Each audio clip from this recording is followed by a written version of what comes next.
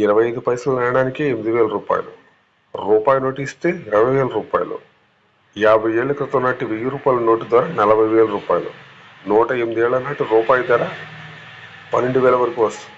ఇది ఎక్కడా కాదండి, మన ఇండియాలోనే ఉత్తరప్రదేశ్లోని మెరాట్లో నిర్వహిస్తున్న కరెన్సీ ఫెస్టివల్స్.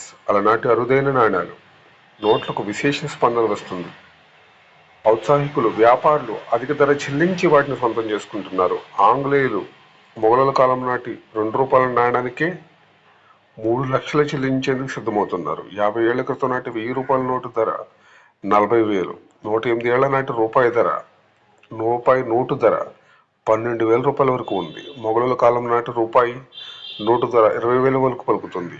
ఆంగ్లేయుల కాలం నాటి రూపాయి నోటు విలువ 30,000 నుంచి 35,000 రూపాయల వరకు పలుకుతుంది.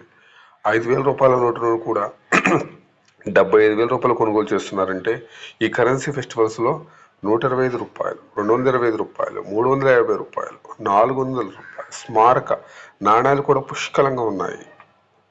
1982లో ఆసియా క్రీడలను గుర్తుగా వీటిని విడుదల చేసిన 25 పైసా స్మారక నాణ్యం విలువ 8,000 రూపాయల నుంచి 10,000కు పెరుగుతుంది. ఫ్రెండ్స్, మీ దగ్గర ఎవరికన్నా పాత నోట్స్ కానీ, ఇంతకుముందు మీరు ఉపయోగించినటువంటి కానీ, మీ పెద్దవాళ్ళు ఉపయోగించినటువంటి, మీరు దాచినటువంటి కరెన్సీ నోట్స్ కానీ, పాతకాలం నాటి నాణ్యాలు కానీ, పాతకాలం నాటువంటి మన దగ్గర ఉన్న రూపాయి, పావుల, 5 రూపాయి, 10 పైసలు, 5 పైసలు ఇలాంటివి ఏమైనా ఉంటే కనుక ఎంతోమంది వాళ్ళ యొక్క పాతకాలం నుంచి వస్తున్నటువంటి స్థిరాస్తుల్లో కానీ, లేకపోతే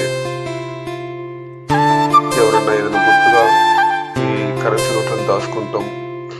చాలా మంది దగ్గర అయితే పాత నోట్లు కానీ, పాత కరెన్సీ బిళ్ళలు కానీ, పావల, 10 పైసలు, 5 పైసలు నాణ్యాలు చాలా మంది దాచి ఉన్నారు.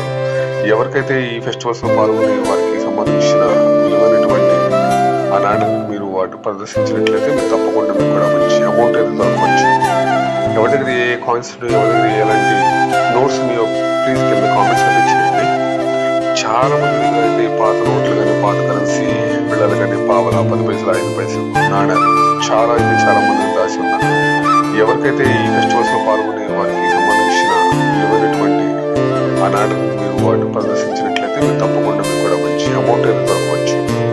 ఎవరి దగ్గర ఏ కాయిన్స్, ఎవరి దగ్గర ఎలాంటి నోట్స్ ఉన్నాయో ప్లీజ్ కింద కామెంట్స్ అయితే చేయండి. Thanks for watching. By by.